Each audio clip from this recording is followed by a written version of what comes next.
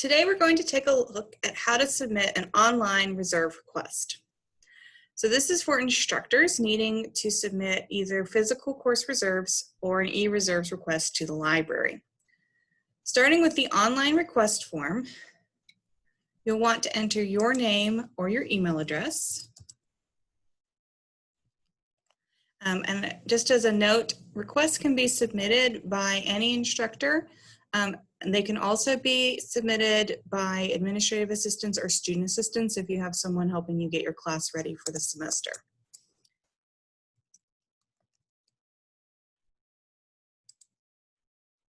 On the next screen, if you have already used this form before, your course will already be here. If your course is not listed, don't worry. You'll just need to enter the information for your course. Your course number should be how it appears in self-service. Same for the course name. If you have used this for other classes before, your name will be listed. If not, make sure the instructor's name is the instructor of record. And then select the term. This is the term that the class will be taught in, not the term that we're in right now. So if you're doing this for next semester, make sure that you choose the correct term. You can add a course description if you want to. Please do not add a password. It is important though, especially if you're using electronic content in your course, that you enter the enrollment cap.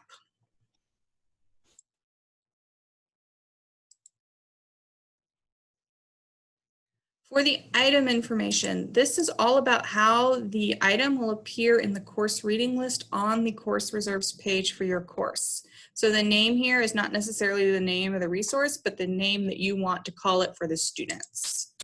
So this could be week 1 reading or the Coates article or whatever you want to call it.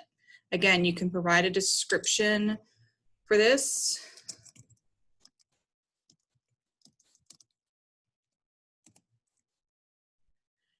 Please do not use a password.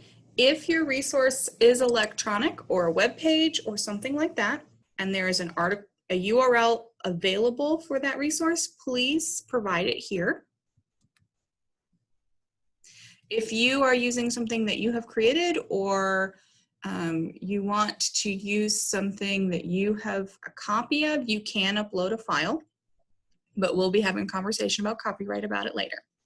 If there's additional information related to this item that you need to let the library know, please put it into the box here.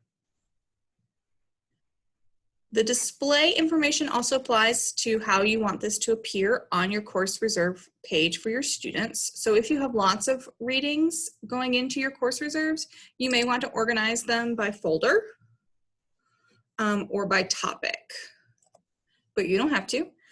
You can also set visibility. This works the same way as setting a visibility on something in Moodle, in that you can determine when it appears to students or if you want it to disappear from students. This is not required, but if you don't want students to work ahead and you don't want this reading available before that week, you can put that date in here. The next step is the most important part. Please make sure that you select the correct format of the resource that you are providing through course reserves, whether that's an article, ebook, or book chapter, website, other type of media, or if you're providing your own file that you want to just have included in your course readings to make your life easier, you can add that as an option. Most things, of course, are articles. Please click the Go button. This is the most important step. And then please add as much accurate bibliographic information for your resource as you can.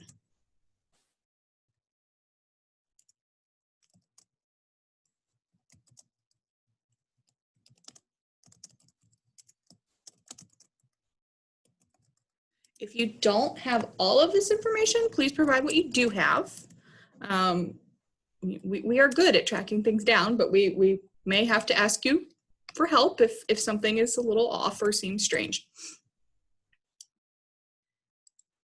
Even if you are providing URLs or basic information. We will try and provide all this information so that if students need to use readings from their course in any of their research or their writings and need to create citations for it, that they have all of that necessary information to do so.